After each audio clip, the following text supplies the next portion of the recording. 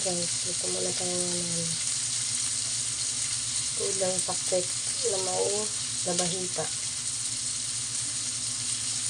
At saka nagbili ako guys na ano.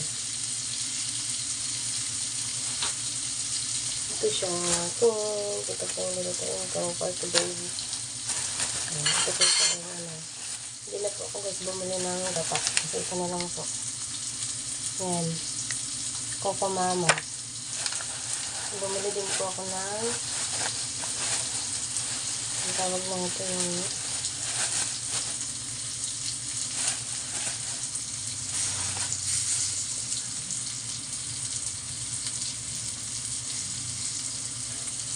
bumili din ako guys ng langgunisa.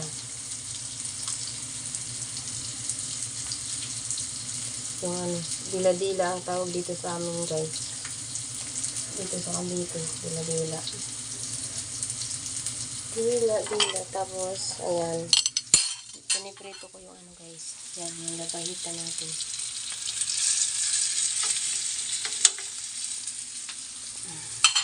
Kasi ihalo ko siya dito sa ano, sa pakbet.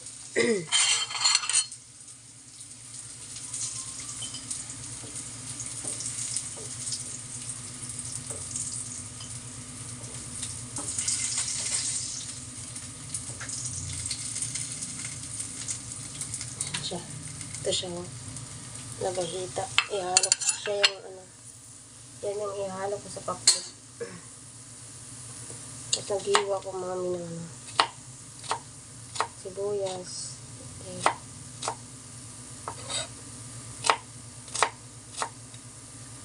Para sa ano natin, pakbet. At saka, kailangan natin ng bawang. Siyempre, pag nagugulay tayo, hindi sa atin mawawala yung bawang at saka sibuyas. Lalo na yung ginagamit ko, Magic Sarap.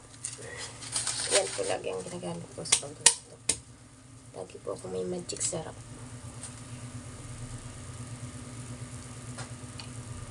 Kasi po pag may Magic Sarap po yung niluluto natin, mas lalo po sumasarap yung niluluto natin.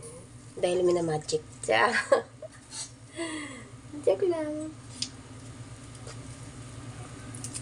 And guys, thanks for watching.